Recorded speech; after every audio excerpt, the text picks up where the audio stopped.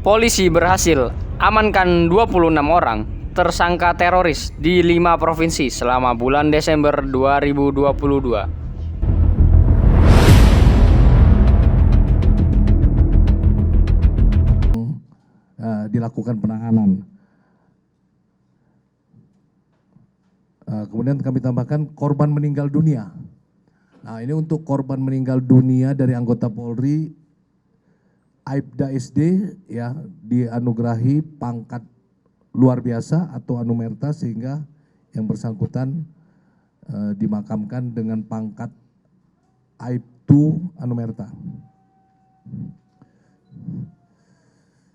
Secara umum kami ulangi bahwa penegakan hukum ya di bulan Desember sebanyak 26 orang ya di Jawa Tengah ya, sebelum kami buat diagramnya sebelum yang di Jateng mulai dari Jawa Tengah ya. Yang di Jawa Tengah ini jaringannya adalah jaringan terorisme JI. Ini ditangkap sebelum peristiwa yaitu tanggal 1 Desember 2022. Tersangka tersebut atas nama inisial KA, kemudian inisial PM, inisial SA, inisial JU, inisial PH, MGN, dan BDH. 7 tersangka yang berasal dari jaringan JI ditangkap di Provinsi Jawa Tengah pada tanggal 1 Desember 2022. Kemudian di Jawa Barat ada 3 orang yang telah dilakukan penahanan, 3 tersangka yang telah dilakukan penahanan atas nama YD, AH, dan AS. Kemudian yang 3 orang tersangka, jadi sudah dinyatakan tersangka namun belum dilakukan penahanan, masih pendalaman pemeriksaan atas nama DP, TJD, dan AM. Ini jaringannya adalah jaringan terorisme JAD. Kemudian pasca bom juga di Jateng juga ada 1 orang atas nama RSM. Ya. Ini jaringannya kalau yang di Jateng ini yang sebelumnya adalah JI, tapi yang ditangkap setelah atau pasca bom Astana Anyar ini jaringannya JAD. Nanti bisa ditanya ya. Jadi jaringannya JAD dan ada keterkaitan dengan peristiwa Astana Anyar. Kemudian untuk Sumatera Utara ada 10 orang, ini jaringannya JI. Ya kami sampaikan para pelaku atau tersangkanya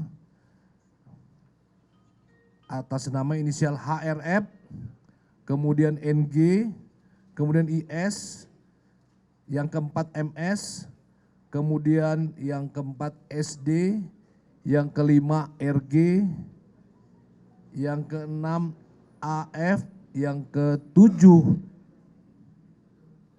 SF, kemudian yang ke-8 JM dan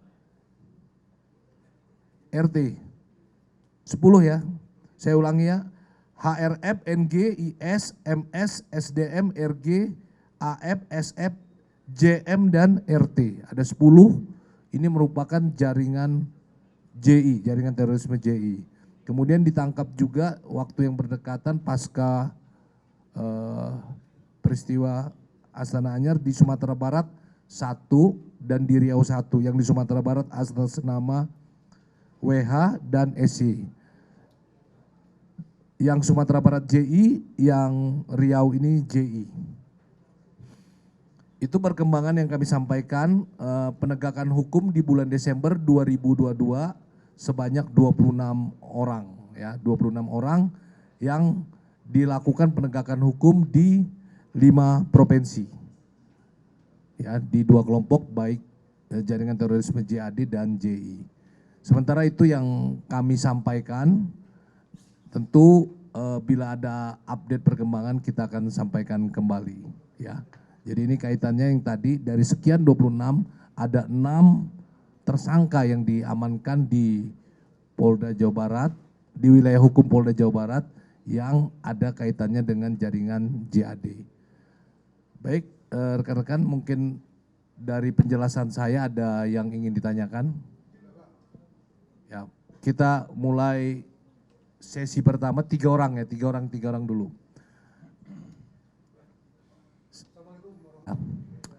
Jadi terkait dengan pengawasan napiter ini tentu ada pembinaan yang juga tidak dilakukan juga oleh Polri, tapi ada stakeholder yang lain ya.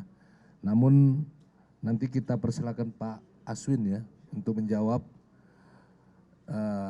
Tapi perlu kami sampaikan bahwa ini yang perlu dicatat oleh rekan-rekan bahwa pencegahan, penindakan dan penegakan hukum terhadap tindak pidana terorisme dan tindak pidana pendanaan terorisme itu dilakukan bukan untuk momen-momen tertentu tapi dilakukan sepanjang waktu.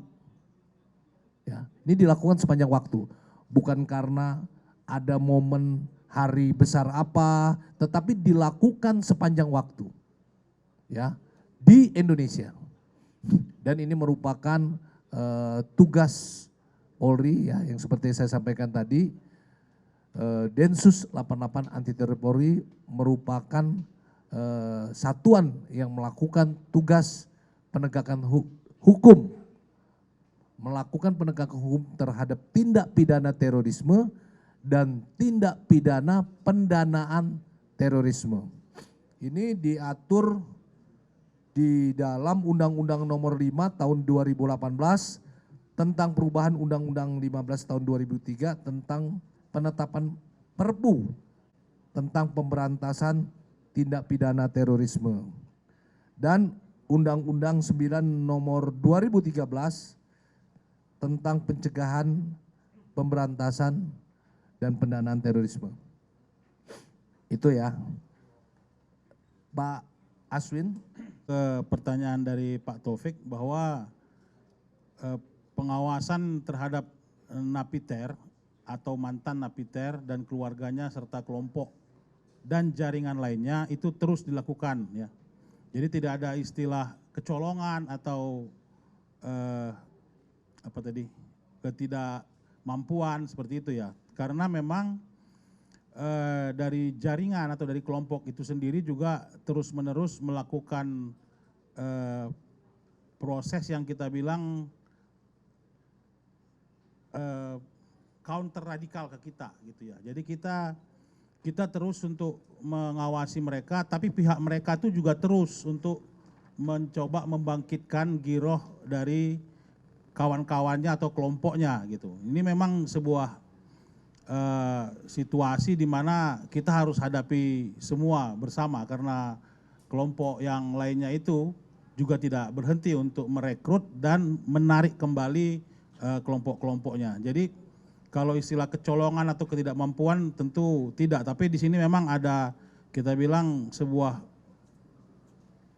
perang yang berlanjut terus antara kita, antara mungkin bukan cuma Polri saja tadi dibilang stakeholder lain dengan kelompok teroris yang terus-menerus membangkitkan giroh semangat untuk melakukan penyerangan ataupun perlawanan seperti itu. Jadi Densus terus monitor dan biasanya kita memonitor atau cara kita memonitor adalah dengan melakukan pemantauan eskalasi ancaman gitu ya. Jadi jika tidak ada perubahan eskalasi ancaman bagi kita, maka proses monitoring itu akan berjalan seperti yang kita lakukan sehari-hari.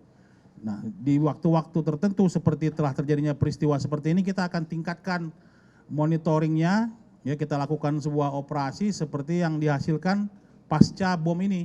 Gitu. Jadi yang sekaligus menjawab juga yang tadi pertanyaan tentang residivis, bahwa di antara yang ditangkap itu ada satu orang yang mantan napiter, ya. Jadi dia ex napiter terikut kembali dengan kelompok itu. Jadi sekaligus menjawab itu Jenderal ya. Di situ ada satu diantaranya, saya nggak usah sebutkan dulu identitas dan namanya, tapi yang kami ingatkan, harapkan tentu dengan pertanyaan Abah Taufik tadi, kita harus sadar bahwa mereka juga terus menerus ya. Walaupun kita coba terus lakukan proses deradikalisasi, dari pihak mereka terus juga mengcounter dengan itu. Dan ada bukti-bukti lain di mana misalnya yang bersangkutan ini selama di dalam penjara dan pasca keluarnya itu terhubung dengan beberapa kelompok lain. Makanya terlihat di dalam penjelasan Pak Karopenmas tadi, ada jaringan JI, ada jaringan JAD yang biasanya satu kelompok itu eksklusif melakukan sebuah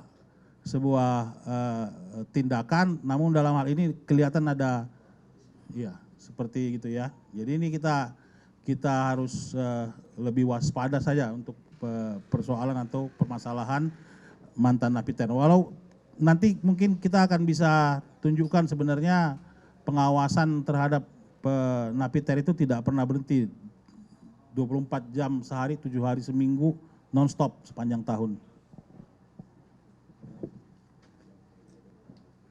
Ya ini tentu masalah motif ini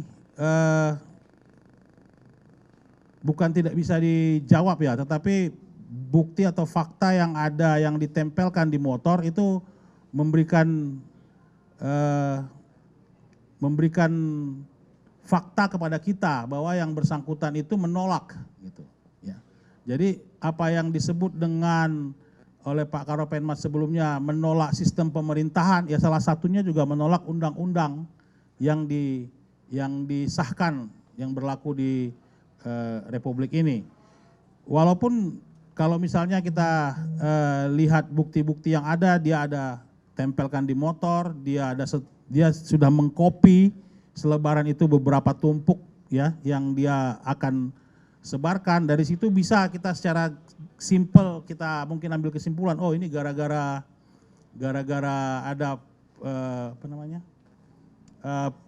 pengesahan gitu. Tapi tentu tidak sesederhana itu, ada jaringan lain, ada penyebab lain yang dia membuat tadi giroh atau semangat dia untuk melakukan serangan itu menjadi lebih besar lagi, lebih berani lagi gitu.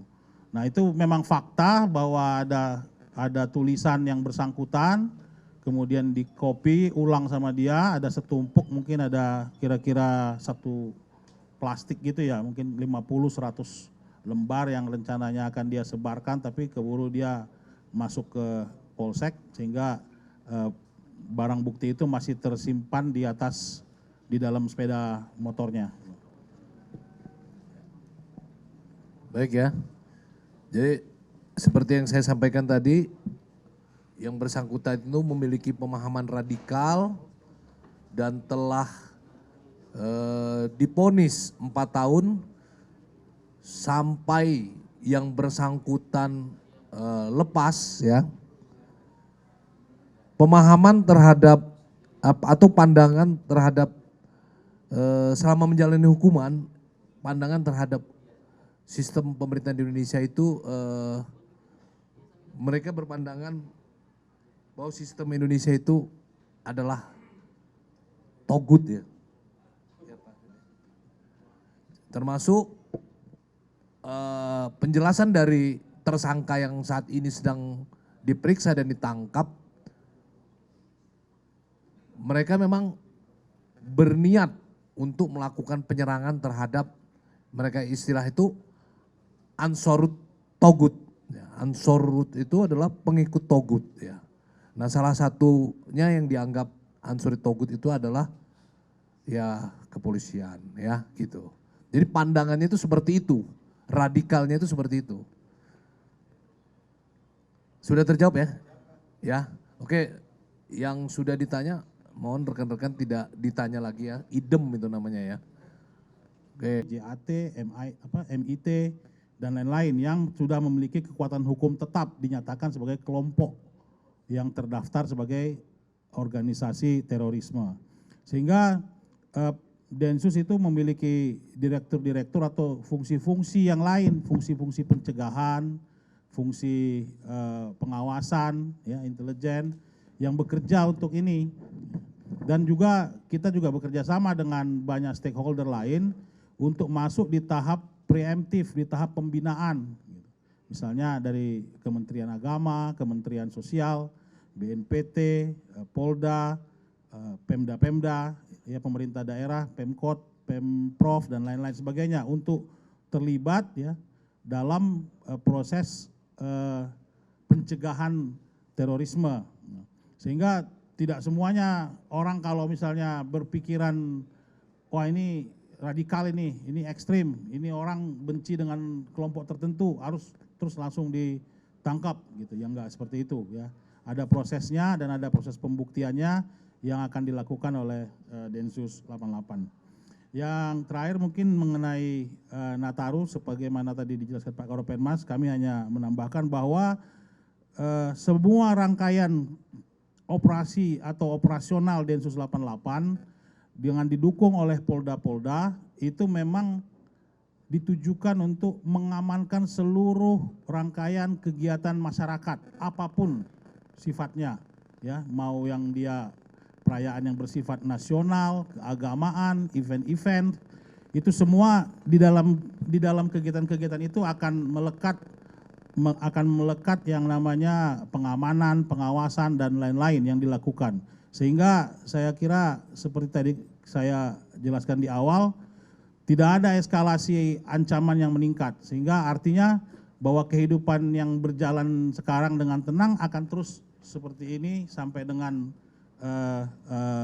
event atau perayaan-perayaan ini berlangsung dan juga setelahnya. Jadi tidak boleh ada kekhawatiran, karena memang yang diharapkan oleh teroris itu adalah kita takut, kita khawatir, kemudian kita jadi parno gitu ya, paranoid.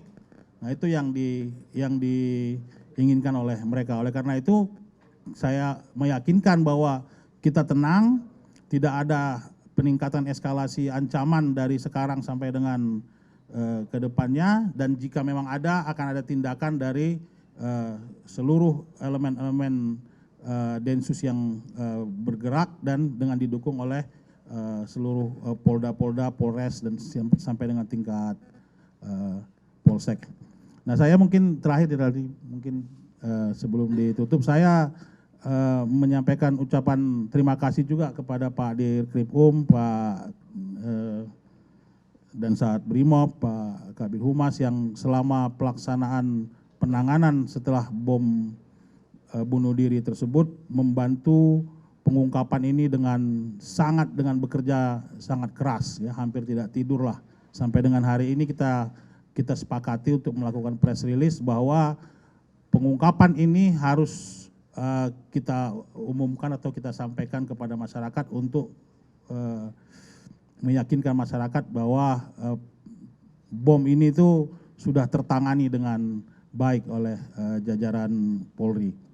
Nah oleh karena itu sekali lagi himbauan kami, kita semua jangan terpengaruh atau jangan takut, tetap tenang dan melakukan aktivitas seperti biasa, karena memang aparat keamanan tidak pernah tidur untuk mengawasi dan memonitor terus pergerakan mereka. Tadi ya saya tambahkan yang 26 tadi, ya, yang dimaksud tadi 6 yang ditangkap dan diamankan di wilayah Jawa Barat, ya, yang mengetahui, merencanakan dan ingin melakukan tindakan amaliyah, yang istilah mereka itu, ya. Jadi yang di wilayah Jawa Barat, sedangkan yang di daerah lain peran-perannya berbeda, ya. Yang kaitannya yang dengan peristiwa bom bunuh diri adalah 6 tersangka yang di Jawa Barat. Nah, sama satu yang Jawa Tengah, sama satu pasca. Jadi ada 6 setelah peristiwa itu, ada 6 yang ditangkap di wilayah Jawa Barat dan 1 kan di Jawa Tengah ada 7. 8. 7 yang 1 Desember, sedangkan 1 pasca. Nah ini ada kaitannya dengan peristiwa bom bunuh diri di Polsek Astana Anyar, ya. Jadi bukan semua 26 itu, tapi ada 7 ya Pak Aswin. Ada 7, 1 di Jawa Tengah dan 6 di wilayah Jawa Barat. Saya rasa cukup ya rekan-rekan sekalian. Saya mengucapkan terima kasih atas perhatiannya. Wassalamualaikum warahmatullahi wabarakatuh.